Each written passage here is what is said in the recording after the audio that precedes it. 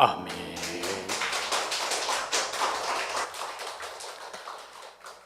복 있는 사람은 여호와의 말씀을 주야로 묵상한다라고 하셨던 것처럼 이 시간 하나님의 말씀 깊이 묵상하고자 합니다. 이 시간 우리의 모든 것이 살아나는 복된 시간이 되게 하옵소서. 마음껏 여호와가 찬양되어지는 이 시간이 되게 하옵소서. 온 땅에 하나님의 말씀이 편만하여지는 축복이 이루어지게 하옵소서. 우리 구주 예수 그리스도 이름으로 기도드리옵나이다.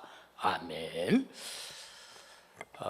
세상 만사는 영육을 합쳐서 다 흐름이 있습니다. 상관없는 듯 하지만은 다 그 흐름 속에서 내 인생의 역사가 쓰여지고 있다는 것을 우리는 알아야 됩니다. 오늘 말씀을 통해서 먼저 서론적으로 생각할 것은 언약의 흐름에 대해서 생각해 보고자 합니다. 아브라함과 이삭을 통하여서 하나님께서 주신 언약의 흐름이라는 것은 그 바벨탑이라는 그 역사적 사건 이후에 하나님께서 네 본토 친척 아비 집을 떠나라 그렇게 말씀합니다. 그 이유는 우상 숭배의 현장을 떠나라라는 것입니다. 무엇이 우상입니까? 형상 우상도 우상이지만은 나에게서 일어나는 생각이 우상이요 내 중심으로 사는 것이 우상입니다. 그거를 떠나라라는 겁니다. 그래서 네 생각대로 가지 말고 내가 지시할 땅으로 가라. 그리고 이삭에게 주어진 언약의 흐름이라는 것은 자기 대신에 죽은 그 수풀에 뿌리 걸려 있던 수양, 바로 오늘 우리에게는 나 대신에 십자가에서 죽으신 예수 그리스도 그 언약의 흐름을 말하고 있습니다. 모세를 통해서 하나님께서는 오경 속에서 인간이 하나님을 배신하고 떠나는 그 자리에서 인간을 영원히 버리지 아니하시고 인간에게 여자의 후손을 약속해 주신 그 흐름을 말하는 것입니다. 인간들이 자기 중심적 사고 방식대로 즐기며 살아가고자 하는 그 네피림 시대, 하나님께서는 그들을 물로 심판했지만은 그들 가운데 또 택한 자 있으니 그들을 구원하기 위한 방주 되신 예수 그리스도를 약속해 주신 그 흐름, 우상 숭배와 그리고 하나님의 언약인 세계 복음화를 놓쳐버린 그들 노예의 삶을 살 때에 기한이 참으로 그들을 해방시키는 하나의 방법이었던 희생 제사의 주인공 되신 그 예수 그리스도, 이것이 바로 언약의 흐름이라는 사실입니다. 오늘 우리가 읽은 본문의 주인공으로 나오는 이 다윗을 통하여서도 하나님께서는 그 언약의 흐름을 나타내고 있습니다. 하나님이 아니면 안 된다라는 사실을 말씀하고 있습니다. 그에게는 끝까지 성전이라는 것을 놓고 언약을 붙잡습니다. 그래서 절대 주권 속으로 들어가게 하고 있음을 봅니다. 이사야를 통하여서는 모든 것이 멸망되지만은 거기에서 그루터기를 통하여서 하나님은 역사하시겠다는 언약의 흐름, 포로로 잡혀 있는 그들에게는 바로 동정녀 탄생하실 임마누엘 하실 그분을 통하여서 모든 것에서 해방되어질 것을 약속하셨습니다. 이사야 53장을 통하여서는 우리 하나님은 그의 찔림을 통하여서 우리의 허물을 해결하겠다라는 겁니다. 그의 상함을 통하여서는 우리의 죄악의 문제를 해결하겠다라는 겁니다. 그가 징계받음으로 우리에게 평화를 주시겠다는 겁니다. 그가 채찍에 맞음으로 우리가 나음을 받을 것이라 그렇게 약속하신 흐름을 말씀하고 있습니다. 그가 누구입니까? 바로 오실 메시아 예수 그리스도를 말씀하고 있는 흐름인 것입니다. 그래서 이 일 속에서 빛을 발하라라는 것입니다. 빛의 망대, 말씀의 망대, 언약의 망대, 기도의 망대를 세우라는 것입니다. 그렇게 될 때에 약한 자가 강국이 되고 작은 자가 천이 되는데 하나님께서 때가 되매 속히 이루시겠다, 그렇게 말씀합니다. 사도에 이르러서 하나님은 또 이 언약의 흐름을 마태를 통하여서 우리는 봅니다. 베드로가 고백을 하지요. 주는 그리스도시요 살아계시는 하나님의 아들. 지금까지는 그 예수 그리스도에 대하여서, 메시아에 대하여서 그 이스라엘 사람들이 깨닫고 있던 것은 모세의 수준이요, 엘리야의 수준이요, 예레미야의 수준이고 선지자 중에 하나의 수준으로 알았는데, 그것이 아니라 주는 그리스도시고 살아계신 하나님의 아들이라는 사실입니다. 그래서 그를 어떻게 해요? 모든 민족에게 전하여서 제자 삼으라는 것이고, 그 일하는 자들에게 세상 끝날까지 영원토록 함께 하겠다라는 언약의 흐름인 것입니다. 그런가 하면은 마가복음을 통하여서는 온 천하에 복음을 전하여서 그들에게 치유의 역사를 베풀라고 말씀합니다. 요한복음을 통하여서는 우리 주님은 양을 치라고 하고 있습니다. 기르라고 그렇게 말씀하고 있습니다. 바울에 이르러서 분명하게 빌립보서 3장을 통하여서 예수님은 그를 통하여 이 언약의 흐름을 말합니다. 세상 지식으로는 안 된다라는 것입니다. 그래서 예수가 최고의 지식이라는 겁니다. 예수 이외의 모든 것은 버리라는 것입니다. 활용은 하되 버리라는 것입니다. 그걸 의지하지 말라라는 사실인 것입니다. 그 당시에 바울만큼 뛰어난 자가 없었습니다. 혈통적으로나 지식적으로나 가문적으로 그 어떤 것으로도 그를 능가할 사람이 별로 없었습니다. 그를 통하여서 고백한 것이 바로 모든 것이 배설물에 지나지 않는다. 예수 그리스도만이 최고다. 그가 우리의 목표가 되어야 되고, 그가 우리의 방향이 되어야 되고, 그가 우리의 종착역이 되어야 된다는 사실인 것입니다. 그리고 우리는 이 세상에 속한 자가 아니고 우리는 바로 하나님의 나라에 속한 자들이라고 그 흐름을 말씀하면서 마지막으로 그는 말합니다. 나는 죽었다라는 겁니다. 갈라디아 2장 20절을 통하여서 나는 죽고 내 안에 그리스도가 살아 계신다라고 고백하는 그것이 바로 언약의 흐름입니다. 그러면 오늘 우리에게 온 언약의 흐름은 뭡니까? 오직 복음, 오직 하나님의 나라, 오직 성령 충만이어야 한다는 겁니다. 그것을 가지고 우리의 믿음의 선조들이 놓쳤던 세 개의 복음화를 감당하라, 세 가지 뜰을 회복하라, 그 사실인 것입니다. 그래서 모든 것은 발판이다라는 거 놓쳐서는 아니 됩니다.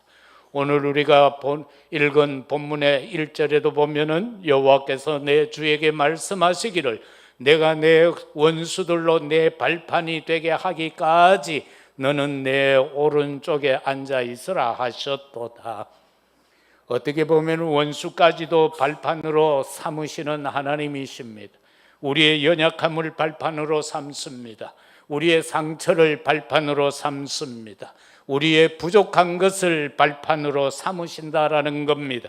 다윗을 보더라도 목동을 발판으로 삼으셨습니다. 거기에서 익힌 기술을 가지고 골리앗을 꺾었고 왕이 되게 하는 발판이 되어졌습니다. 그런가 하면은 바로 성전의 축복까지 이루는 발판이 되게 합니다. 그러면은 다윗이 본 메시아의 언약은 뭡니까? 첫째는 다윗이 본 메시아의 언약입니다. 2절에서 7절까지 말씀인데요, 다윗의 생애를 통하여서 정리해 보십시다. 그의 어린 시절은 시편 78편 70절에서 72절의 내용인 것입니다.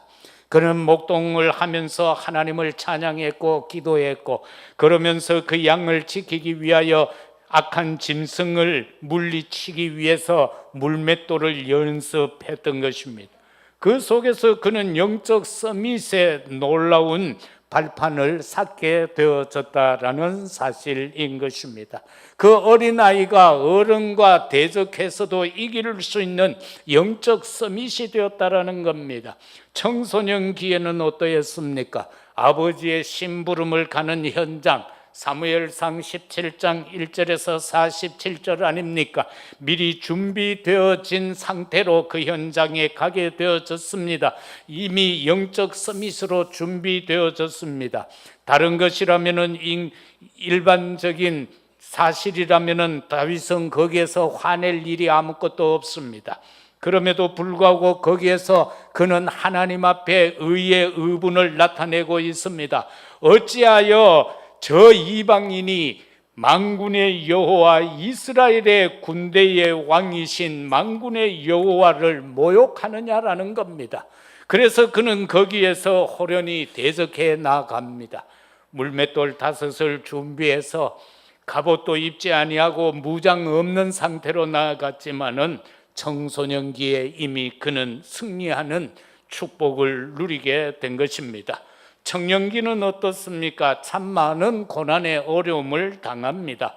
그런데도 그의 고백은 뭡니까? 시편 23편이 그의 고백입니다. 여호와는 나의 목자다라는 사실입니다. 양에게는 목자만 있으면 되는 것 아닙니까? 그거와 똑같습니다. 저와 여러분에게도 예수 그리스도만 있으면 되는 줄로 믿습니다. 딴 거 필요 없습니다. 그래서 이 청년의 시기를 그는 능히 이겨나간 사실을 보게 됩니다. 그리고 역대상 29장에서는 임금이 된 이후에 그가 저 들판에 있던 언약궤가 이슬을 막고 있음을 보고 한 내용입니다. 그래서 그는 나는 이 상하 침대에서 잠을 자는데 여호와의 궤는 저 들판에서 이슬을 막고 있다고, 그래서 성전을 지어야 되겠다라는 계획을 세우고 하나님 앞에 예물 드리면서 고백한 내용이 역대상 29장 10절에서 14절인 것입니다. 모든 것 하나님이 주셔서 내가 하나님 앞에 드릴 수 있으니 은혜다라는 사실인 것입니다. 그러면서 성전에 대한 완벽한 준비, 그리고는 하나님의 절대 주권의 믿음 속에 섰을 때가 바로 임금의 때였다라는 겁니다. 그러나 그가 또 노년에 이르렀을 때는 어려움이 옵니다. 사무엘하 16장에 들어가서 보면 압살롬의 반란도 일어나고 시므이가 도망가는 왕을 향하여 먼지를 날리면서 저주하는 모습이 나옵니다. 그러면서 그는 거기에서 아하라는 의문부호를 달며 확인해 나가는 것입니다. 그래, 아들도 언약이 없으니까 이렇게 나를 대적하는구나. 저 내 밑에서 저렇게 살아가는 저 족장도 내가 위기가 오니까 본색을 드러내는구나. 그 확인을 하게 되죠. 그리고 그 당시에 군대 장관들이 그 시므이를 죽이려고 했지만은 하나님이 시켰으면 어떻게 하냐, 그냥 두라고 했지만은 아들 솔로몬이 왕이 될 때에는 부탁을 합니다. 앞으로 시므이를 경계하라라고 말입니다. 이처럼 다윗은 어린 시절과 청소년기, 그리고 청년의 시기와 임금 때, 그리고 노년 때에 이미 이 언약의 모든 발판 속에서 그의 인생이 이루어졌을 뿐만 아니라 이 속에서 그가 어떻게 이런 고백이 될 수 있었던가, 그것은 그가 본 메시아의 언약이 있었기 때문에 그렇습니다. 2절에서 보는 것처럼 왕 대신 메시아를 그는 보게 된 것입니다. 오늘도 성삼위 하나님이 우리에게 있어서, 나에게 있어서 왕이라는 신앙적 고백이 있기를 주의 이름으로 축복합니다. 그런가 하면 3절과 4절을 통해서는 제사장 되신 메시아에 대한 언약을 그는 분명히 보았습니다. 오늘 우리에게도 나의 죄 문제를 해결하실 왕은 바로 예수 그리스도밖에 없다. 제사장은 그밖에 없다라는 것, 그가 십자가에서 죽으심으로 완성하신 그 문제, 그 해결 방법, 그것을 믿을 때에 우리의 죄 문제는 해결될 줄로 믿습니다. 오늘 본문에서는 멜기세덱의 이름을 거명하면서 거기에서 제사장 되신 사실을 말씀하고 있습니다. 그런가 하면 5절과 7절 말씀을 통해서는 심판주가 되신 메시아라고 분명히 기록하고 있습니다. 나라들을 꺾을 것이고 원수들을 꺾을 것이라고 그는 분명하게 말씀합니다. 따라서 오늘 우리가 살아가는 이 현실 속에서 참 어려움이 있죠. 우리의 대적들 참 많습니다. 내가 싸워서 깨뜨릴 수 있는 건 아무것도 없습니다. 심판주 대신 메시아에게 맡겨야 될 줄로 믿습니다. 왕들이 쳐져서 깨뜨려지게 될 것이고 나라들이 심판을 받게 된다라는 사실인 것입니다.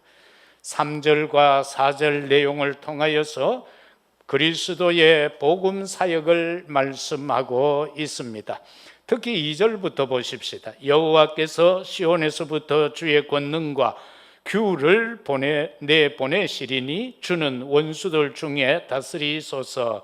여기서 권능의 규가 뭡니까? 왕들이 갖고 있는 것을 말씀합니다. 그런데 이것을 주석에서는 복음운동이다, 그렇게 주석을 달고 있습니다. 바로 왕권을 가지고 복음 사역을 하라, 그 말씀인 것입니다. 현장에 가면은 어마어마한 영적 대적들이 많습니다. 그것을 꺾을 수 있는 것은 왕권이 아니고는 안 됩니다. 왕의 규, 홀이 아니고는 안 된다, 그 말씀인 것입니다. 그래서 이것은 복음 운동이다, 그렇게 말씀합니다. 따라서 마태복음 28장 18절에서도 보면은 하늘과 땅의 권세를 가지신 자가 제자들에게 명합니다. 그와 똑같이 오늘도 주님은 복음 사역을 위하여서 우리에게 명하시는데, 그 예수님은 하늘과 땅의 모든 권세를 가지신 분입니다. 그가 우리에게 명령하고 있습니다. 가서 제자 삼으라고 말입니다. 그 현장에 있는 모든 것을 꺾게 하겠다라고 그렇게 말씀하고 있습니다. 이 편에서 주의 권능의 규, 그리고 거룩하신 옷이라고 표현되어져 있습니다.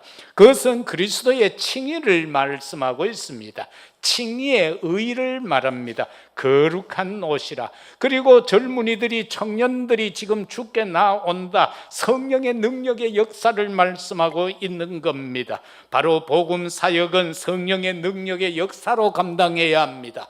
내 수준으로 하는 것이 아니고 내 방법, 내 지식으로 하는 것이 아니라 성령의 능력의 역사로 이루어집니다. 오직 성령이 너에게 임하시면 너희가 권능을 받고 예루살렘, 유다, 사마리아 땅끝까지 이르러 내 증인이 되리라고 우리에게 명하셨던 그 말씀대로 성령이 먼저 우리에게 임하셔야만 내가 그 사역을 감당할 수 있습니다. 따라서 우리의 삶에도 적용을 할 때에 우리 자녀들의 학업도 성령의 충만함 가운데서 하도록 만들어줘야 됩니다. 그리고 우리의 직장도 성령의 역사 속에 있어야 됩니다. 우리의 직업도 산업도 하나님의 그 성삼위 하나님의 능력 속에 있어야 된다라는 사실입니다. 왜? 우리는 하나님과 떨어져서는 아무것도 할 수 없는 존재들이기 때문에 그렇습니다. 불신자는 지대로 하면 됩니다. 자기 열심으로 하면 됩니다. 그러나 하나님의 백성, 언약 백성 된 우리는 우리 생각대로 하면 안 됩니다. 내 힘으로 하면 안 됩니다. 하나님 앞에 맡겨야 됩니다. 그리고 하나님의 뜻을 따라서 해야 된다, 그 사실인 것입니다. 그리고 3절을 통해서 알 수 있는 것은 즐거이 헌신하며 예배하는 것을 말씀하고 있습니다. 주의 권능의 날에 주의 백성이 거룩한 옷을 입고 즐거이 헌신하니 새벽 이슬 같은 주의 청년들이 주께 나오는도다. 헌신하며 예배하는 거, 이거를 복음 사역이라는 겁니다. 우리는 자꾸 나가서 사람 만나서 복음 전하해서 전도하는 거를 자꾸 먼저 생각하니까 잘 안 되는 거예요. 뭐가 먼저냐? 내가 하나님을 즐거워해야 된다는, 내가 예배를 즐거워해야 된다는, 내가 헌신하는 것이 즐거워야 된다라는 사실인 것이, 억지로 하면 안 된다라는 것입니다. 그리고 여기에는 예배다라는 겁니다. 우리의 신앙의 가장 좋은, 믿음의 가장 좋은 본이 뭡니까? 예배 성공이에요. 예배 성공이에요. 뭐 불 받았다, 뭐 방언한다, 그거 아니요. 기도요, 1시간만 여러분이 진하게 해보세요. 방언 다 터집니다. 뭐 방언하려고 할 거 없어요. 뭐 어떤 교단들은 막 방언을 연습시켜요. 그리고 또 어떤 교단의 신학교는요, 3학년에서 4학년 진급할 때 방언 모하면은 진급 안 시켜요. 그런 신학교도 있어요. 그런데 방언을 연습시킨다고 됩니까? 할렐루야 한번 따라 해볼래요? 지금 1분 안에 방언 다 터진다. 이렇게 시켜요. 할렐루야 따라하게 해요. 그 자꾸 빠르게 해요. 할렐루야 할렐루야 방언 터졌다 이렇게 버려. 그게 방언입니까? 그걸 시킨다니까. 근데 여러분 기도 한번 해봐요.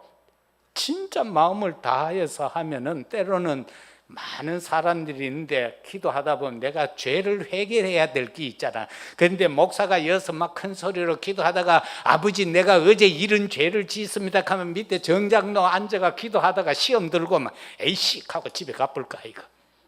그럴 때는 방언 기도가 나온단 말이에요. 하나님은 오묘해요. 왜? 나는 내 심령으로 회개를 해. 그런데 밑에 사람은 몰라. 저 목사가 왜 저까지? 왜 저 이상한 말 하지? 그럴 때도 있고, 때로는 여러 가지 문제, 옆에 사람이 들어서는 은혜가 안 되는 거, 그럴 때에 방언으로 기도하게 한다 그 말이에요. 그래서 방언은 해도 되고 안 해도 돼요. 그런데 정하고 싶으면 내 이따 다 하도록 만들어 줄게. 그 억수로 쉬워. 옛날에 우리 시골에 어떤 한 분은 정미소를 했는데, 정미소 옛날에 알지? 요즘은 기계가 좋은데 옛날에는 막 큰 발동기 돌려가지고 그래 해요. 그러면 그 발동기 돌아가는 소리가 쿵탕 쿵탕해. 이 집안 형수인데 이분은 기도하다가 막 방언 터지만 나오는 소리가 쿵탕 쿵탕. 그게 무슨 방언이요? 그 뭐 생활의 방언입니까?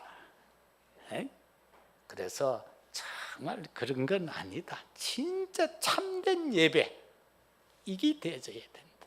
그래서 우리가 예배할 때는요, 모든 근심 걱정 염려 하나도 없어야 돼요. 시골에서 예를 들어 막 예배 드리고 있는데 막 소나기가 와가 볕단이 떠내려가. 그래도 예배 드려야지 그 볕단 건지러 가면 안 돼요.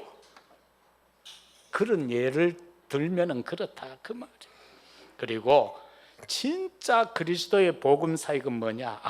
성도를 위한 중보는 오직 예수 그리스도밖에 없어요. 초대교회 중간쯤 오면은요, 천사 숭배가 나와요. 그거는요, 거짓된 겸손에서 나오는 건데, 오늘 오후 메시지에서 잠깐 나올 건데요, 이 천사 숭배하는 거는 잘못된 그 겸손이라는 것 때문에 그래. 그래 우리가 하는 것보단 그래도 천사가 중간에 끼면은 더 잘 안 되겠냐. 그 생각에서 나온 게 참 희한한 생각 발로지요. 거기에서 천사 숭배가 나온 거예요. 그래서 천사가 중보자 아닙니다. 천사는 심부름꾼이에요. 간단하게 말하면은 하나님과 우리 사이의 연락병이에요. 그런데 그 사람을, 그 천사를 숭배하면 되겠어요? 숭배의 대상은 오직 성삼위 하나님밖에 없어요. 그리고 아버지 하나님은 말씀으로 역사하잖아. 지금도 역사해요. 이 시간도 메시지를 통하여 역사하고 계시고, 예수님은 지금도 그 어디에선가 우리를 통하여서 구원 역사를 진행시키고 계시는 거예요. 지금도 성령 하나님은 역사하고 있다니까. 왜 우리가 예배하면서 아멘하고 하는 게 이게 성령의 역사요. 그래서 정말 성도를 위한 중보는 그리스도밖에 없어요. 4절이 그렇게 말씀하잖아. 여호와는 맹세고 변하지 아니하시리니 이르시기를 너는 멜기세덱의 서열을 따라 영원한 제사장이라. 영원한 제사장이라. 그 영원한 제사장은 예수 그리스도밖에 없어요. 그죠? 아브라함이 조카 롯을 구하려고 가서 전쟁하고 많은 걸 얻어서 오지요. 얻어서 올 때 그걸 자기는 취하지 않고 멜기세덱 제사장을, 거룩한 제사장을 만났을 때 11조로 드리잖아요. 바로 거기에 나오는 그거를 말하는 거예요. 마지막으로 절대 언약 잡은 자가 현장에서 누릴 절대 사명이 있습니다. 저와 여러분은 절대 언약 잡은 자들입니다. 우리는 대충 언약 잡으면 안 됩니다. 인간과 인간이 한 약속도 계약도 언약입니다. 그러나 우리는 그런 종이에 쓴 언약이 아닙니다. 우리는 예수 하나님이 약속하셔서 말씀이 육신이 되어 이 땅에 오신 그분 예수 그리스도가 행하신 십자가의 죽음을 통하여 그 사실을 믿음으로 시인하고 고백하는 자에게 하나님의 자녀가 되는 권세를 회복시켜 주시잖아요. 그게 절대 언약인 거예요. 이거 잡은 우리가 현장에서 살아갈 때에 또는 가정에서 살아갈 때 직장 삶을 살고 또는 내가 경영을 하고 또 공부를 하고 또 뭐 군 생활을 하고 막 이런 많은 것들이 있잖아요. 그 현장에서 누릴 나를 왜 그곳에 두셨는가, 거기에서 뭘 하라고 그곳에 두셨는가, 그게 절대 사명인 거예요. 그죠? 내가 있는 현장에서 내가 하나님을 위하여서 하는 일이 절대 사명이에요. 그러면 집에 맨날 있는 사람은 내가 왜 하나님이 나로 하여금 맨날 집에 두셨을까? 그거 생각하면 답이 나와요. 그러면 내가 집에서 주를 위해서 할 일이 나오잖아요. 바로 그걸 말합니다. 그런데 오늘 본문은 다윗을 중심한 거니까 아가서 4장을 통해서 보면은 다윗을 통해서 망대 세우라는 거예요. 1천망대. 그래서 성경 가운데 보면 한 50곳 이상에서 망대라는 말이 나옵니다. 필요한 분 계시면 제가 그 구절을 보내드리겠습니다. 한 50여 군데 이상 망대라는 표현이 있습니다. 우리가 망대 하니까 어떤 목사가 그런 이야기를 하더라고. 성경에 망대가 어디 있냐고. 그래서 찾으니까 한 50곳 이상의 망대라는 말이 나와요. 그래서 저 이스라엘의 이 망대의 의미는 이스라엘 전체에, 여기에 1천망대라는 것은 다윗이 이스라엘 전체를 지키기 위한 방편으로 세운 게 1천망대입니다. 그래서 적이 오나 안 오나를 살피는 현장이 망대인 거예요. 그래서 우리가 현장에 망대 세우라는 것은 나의 현장에 악한 사단마귀가 틈타지 못하도록 흔들리지 아니하고 무너지지 않는 망대를 세우라는 거예요. 그거는 말씀의 망대가 될 수 있고 기도의 망대가 될 수 있다라는 겁니다. 그래서 여러분 각자에 맞는 망대를 세우면 되는 겁니다. 이게 바로 뭡니까? 세계 복음화요. 망대라는 것은 세계 복음화를 말하는 겁니다. 237 나라 살려야 되잖아요. 5총 종족 살려야 되잖아요. 거기에 무너지지 아니하는 교회가 바로 망대인 거예요. 우리가 뭐 망대하니까 그건 뭐야가 아니고 그게 교회인 거예요. 그죠? 이 지역 살리라고 우리 교회를 세우셨잖아. 그리고 왜 선교라는 미션이라는 이름의 교회를 뒀는가? 세계 복음화 하라고. 그 사명 올바로 감당하는 것이 망대다라는 겁니다. 어렵습니까? 더 쪼개면은 여러분 자신이 다 망대예요. 여러분 개개인이 다 망대라니까. 그걸 믿어야 되는 거예요. 이건 뭐 배우고 해서 깨닫는 게 아니고 그냥 믿으면 돼. 아, 내가 망대구나. 내가 학교의 망대구나. 내가 내 직장 현장의 망대구나. 내가 동성로를 빛을 비추어야 할 망대구나. 그러면 보라는 학원이 망대잖아. 그거 다 그런 거예요. 그 너무 어렵게 생각하지 마세요. 내가 있는 현장에서 내가 생명의 빛을 발하는 거, 그게 바로 망대인 거예요. 그래서 어떤 교회들은 보면 막 지금 전 세계 망대 하는 게 나오니까 또 막 전 세계 나가서 막 망대 세운다 하고 또 쫓아다니고 그래요. 그래 개개인의 망대가 먼저 바로 서야 돼요. 내 자신이 망대가 안 돼 있고 내가 파수꾼이 안 돼 있는데 암만 세워놓으면 뭐합니까? 흔들리고 넘어져 버리지. 내가 파수꾼이 돼야 된다. 그래서 중요한 건 뭐냐? 언약의 절대 망대다. 언약하면 뭡니까? 오직이 돼야 되잖아요. 언약은 그냥 예수가 아니고 오직 예수가 돼야 돼요. 오직 복음이 돼야 되는 거예요. 다 복음 전해요. 다 복음 전해요. 뭐 지금 어느 대교단에, 내가 옛날에 있던 어느 대교단의 어느 목사는 뭐 1000명을 모아가지고는 한 해 앞에 100만 원씩 줬다. 그러면 그게 돈이 얼마 되는 거예요? 1000명에게 100만 원씩 주면 누가 파트 계산해봐 미덕 되겠지. 그러고는 대통령 탄핵 집회에 앞장서라 했다. 그래서 지금 그 총회가 막 시끄럽고 난리 났어요. 뭐 탄핵하면 탄핵 전문가들이 하면 되는 거지 왜 목사가 나서서 탄핵한다 저다 한다 해요. 참 할 일도 되게 없어. 되게 큰 교회예요. 되게 커가지고 돈이 남아 도는 교회라. 그거는 그냥 목사들이 인사를 하러 오면은 막 몇백만 원씩 주는 그런 교회라고 그래요. 그래 많이 찾아가요. 우리도 뭐 그래 되면 얼마나 좋겠어. 뭐 좀 약한 교회 목사님들이 전나이가 이 목사님한테 전나이가 내하고 시간 맞춰 가지고 만나면 100만 원 주고 막 200만 원 주고 한번 벌어보세요. 나 그게 소원이요. 한번 해보는 게. 참 웃긴다. 내 쓸 것도 없어가 하면서 꿈은 그래 갖고 있어요. 한번 해봅시다. 내 죽기 전까지 한번 해봅시다. 그래서 절대 언약은 오직 유일성이에요. 그리고 재창조, 우리는 성삼위 하나님 아니면 안 된다라는 거, 이게 바로 언약의 절대 언약의 절대 망대인 거예요. 그 다음에는 기도의 절대 망대예요. 기도 절대 망대하면 뭐도 아이 복잡하다. 복잡할 거 없어요. 그 막 생각날 때마다 문제 사건 가지고 하나님 앞에 고하면 그게 기도의 망대예요.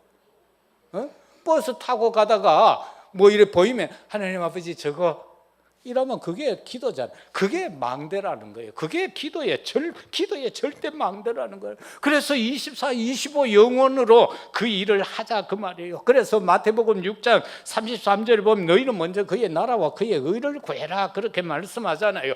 예레미야 33장 3절에서 보면은 너는 내게 부르짖으라 내가 네게 응답하겠고 내가 네가 알지 못하는 크고 은밀한 일을 네게 보여주겠다 그렇게 약속해 놨으니 그냥 막 생각난 대로 보여지는 거 붙잡고 그냥 하나님 앞에 구하라는 거예요. 그게 기도의 절대 망대다라는 겁니다. 그 다음에 전도의 절대 망대는 뭐냐? 로마서 16장에 이명 계약을 한 일꾼들처럼 하라 그 말씀인 거예요. 그죠? 보호자가 되고 동력자가 되고 식주인이 되고 사랑받는 자가 되고 친척 같은 자가 되고 수고하는 자가 되고 칭찬받는 자가 되라 그 말씀. 그렇게 해서 결과는 뭐요? 이렇게 되어지면 결과적으로는 그리스도가 증거되어지고 전하여지고 복음의 역사가 일어난다라는 겁니다. 로마서 16장의 일꾼들이 행한 거 한번 보세요. 그들은 로마 복음에 얼마나 쓰임받았습니까? 그 당시에 세계 복음에 온전히 쓰임받았다라는 것을 우리가 볼 수 있지 않습니까? 말씀 맺겠습니다. 사랑하는 성도 여러분, 다윗은요 항상 하나님을 시원하게 해드렸어요. 오늘 예배드리는 우리 예배당 현장에서 예배드리건 아니면 비대면 현장에서 예배드리건 또는 병원에서 예배드리든 어디에서 예배드리든지 간에 하나님을 시원케 하는 우리들이 되시기를 주의 이름으로 축복합니다. 잠언 25장 13절에 보니까 충성된 사자는 그를 보낸 이에게 마치 추수하는 날에 얼음 냉수 같아서 능히 그 주인의 마음을 시원케 하느니라. 막 농사 일하는데 얼마나 더워요. 그때 얼음 둥둥 띄운 냉수 한 그릇 쫙 들이켜서 얼마나 시원하겠어. 그 시원한 것처럼 우리가 하나님의 앞에서 충성된 자가 되어져서 하나님 마음을 시원케 해드리자 그 말씀이에요. 그죠? 우리 자신이 얼음 같은 사람이 돼가지고 물에 붕덩 빠져서 주님이 우리의 모든 사역하는 걸 보고 그래 시원하다. 그래 시원하다. 아니면은 이야 네 보인데 답답해 죽겠다 이러면 안 되잖아. 이야 너를 보니까 내 속이 다 시원하다. 사실 저요 여러분 보면 속이 시원해요. 우리 모양은 규모는 작고 약해 보이는데 그래도 할 일 다 하고 있어 지금. 그래서 속이 시원해. 그 옆에 분 보고 서로 인사합시다. 나 당신 보이 속이 시원하다. 나는 당신을 보니까 속이 시원합니다. 그래 하나님이 오늘 또 여러분 보고 어이구 오늘 내 대구 선교교회 보이 속이 시원하다라는 현장이 되시기를 주의 이름으로 축복합니다. 기도하십시다. 아버지 하나님 감사합니다. 다윗이 본 메시아의 언약 우리도 갖게 하여 주옵소서. 다윗이 그에게 있어서 발판이 되었던 모든 삶이 우리에게 과거, 현재, 미래가 다 발판이 되어 하나님을 시원케 하는 저희들이 되게 하소서. 절대로 성삼위 하나님의 언약을 놓치지 아니하고 붙잡는 저희들이 되게 하시되 참으로 아버지여 새벽 이슬 같은 주의 청년들이 죽게 나오는 도다라고 하였던 말씀이 주의 교회에 성취되게 하옵소서. 응답되게 하옵소서. 예수 그리스도 이름으로 기도드리옵나이다. 아멘.